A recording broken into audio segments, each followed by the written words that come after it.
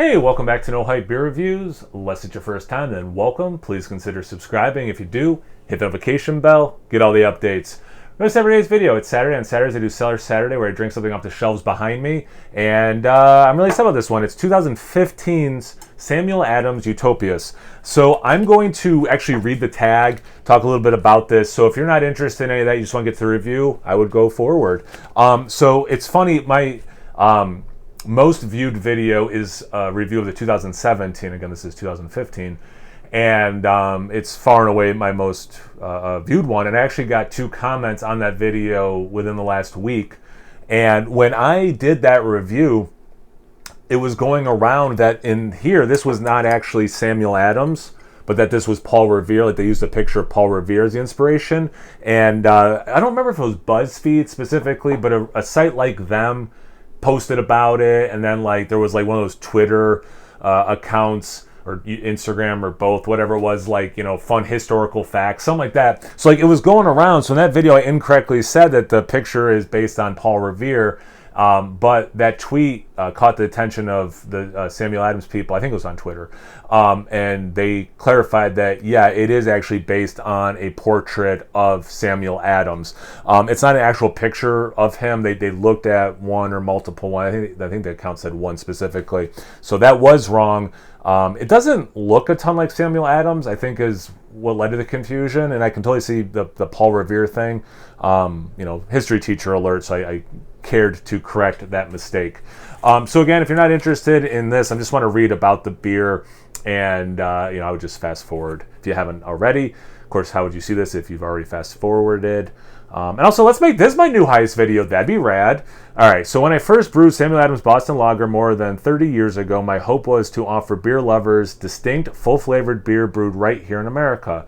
Many people had never had a beer drinking experience like Samuel Adams. There were a few micro brews or craft beers available then. The taste of Boston Lager expanded the very definition of beer for people. Over the years, we have continued to push the boundaries of beer with extreme beers such as Samuel Adams Millennium and Infinium. I don't think I've had either of those. I'm proud to continue the tradition by introducing the 2015 edition of Samuel Adams Utopias, a brew that continues to challenge the notion of what a beer can be. Served at room temperature, this uncarbonated 28% ABV brew rivals the complexity and flavor of the world's finest porters, sherries, and cognacs, which this can kick out those kinds of flavors for sure. Pour an ounce or 2 into a glass and note the aroma. Take a sip and enjoy as your taste buds revel in layers of flavor.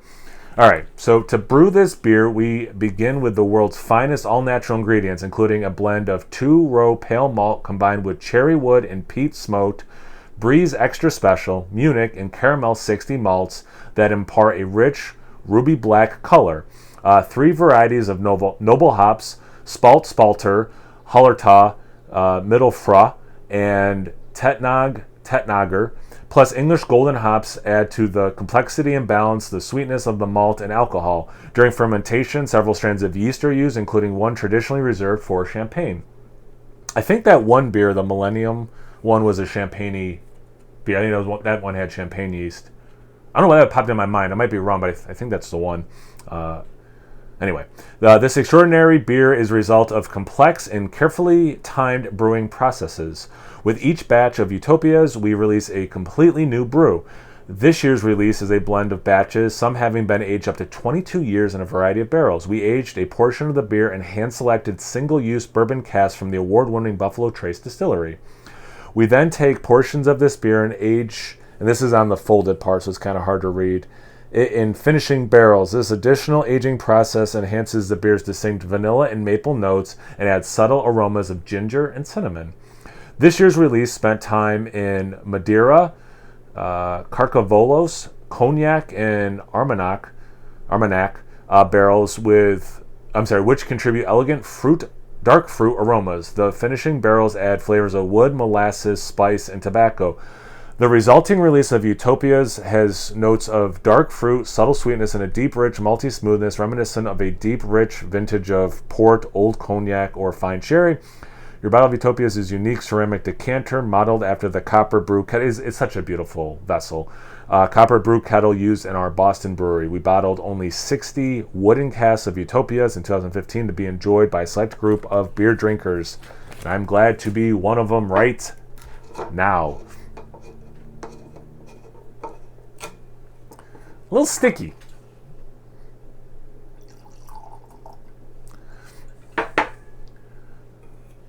I'm still feeling a little... I don't know if I like developed allergies as an adult, or I don't know if I just have a little cold. I'm not sick, but I got like a little something going on. Can taste and smell totally fine. I actually feel mostly fine, but then like my throat is dry and my nose is runny, but I feel totally fine. It's so weird. But anyway, you didn't come for this. So anyway, that's why I didn't pour more. You get a nice deep mahogany brown color. Definitely some lacing or some legs on the side of the glass. No lacing at all with this beer. That little, I did definitely some maple, and it reminded me of maple sugar candies for sure. But let's get into the aroma. Don't want to get ahead into the taste yet. So you do get some of that alcohol, and then there's so much going on. Maple for sure. I get some cherry, which they did not mention. A lot of vanilla, a lot of oak, which they talked about both those things. The tobacco leather thing. Some peatiness. A lot of sweetness. I like their dark fruits a note for sure. It's a little pruny, but also a little plummy, which is cool. It never comes across as medicinal. Molasses, like a toasted, crusty kind of a rye bread. And then back to this like maple sweetness. It's not caramel, but there's like some other sort of like sugary thing going on that I can't quite specify. It's not just like simple syrup, but there's something else, and it's in addition to that maple. This smells fantastic. It's interesting. It borders on smelling decadent. Maybe decadent is the right word. It borders on like, is this going to be too sweet of an experience? But there's enough other things balancing that out for sure. Vanilla frosting still kind of lingering on my nose, which is cool and interesting.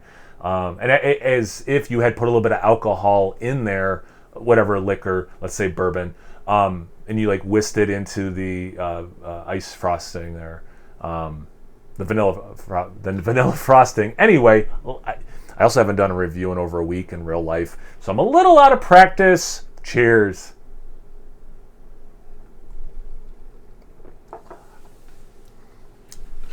Yeah, it's held up nicely.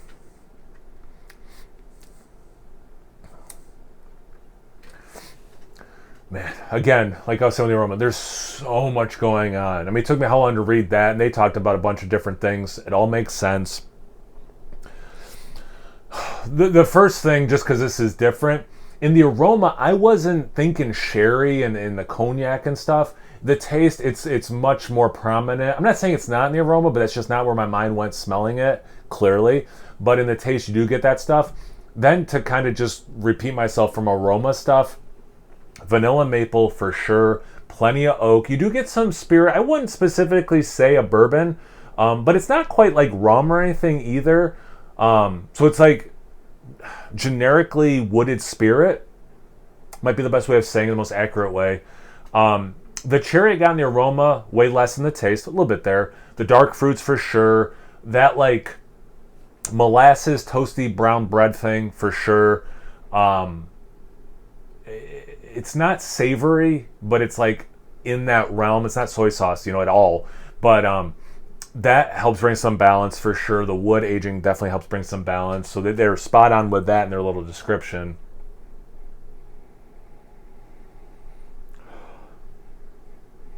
Yeah, I love that smell. It's boozy, but not too boozy.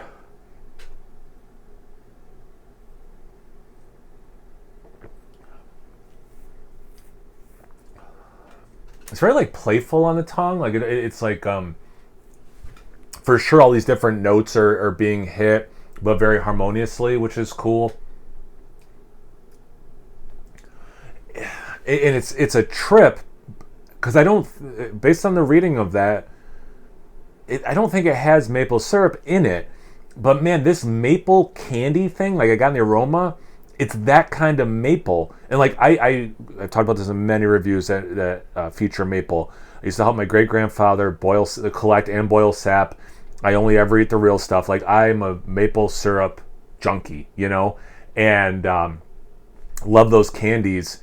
And I as much, I'll say I'm somewhat of an amateurish expert on the taste of maple. This has it, and I think other vintages, at least one of them, they did put maple syrup in it, but usually it ferments out as far as I'm concerned. So the fact that this has such maple, I know like if you're using charred maple barrels, you get that flavor. Uncle Nearest comes to mind. I'm loving this. This was, I have a couple different vintages. I just went with this one. It was happy. I wanted the oldest one. I was just going to do the first one I grabbed, which happened to be this one as well, and it worked out perfectly. And I'm a very happy and content, no hype beer reviewer while I'm drinking a very hyped, expensive beer. Have you guys ever had this vintage or any of the other vintages? Is this something you think is ridiculous that people would spend that kind of money on? Would you go in and out with people? I don't know. Anything related? Comment section below. Let's get those conversations going. Once you're done doing that, make sure you check me out on Instagram and Untapped. It's no hype beer reviews at both of those places. So please like, comment, subscribe, and most importantly, imbibe. Cheers, everyone.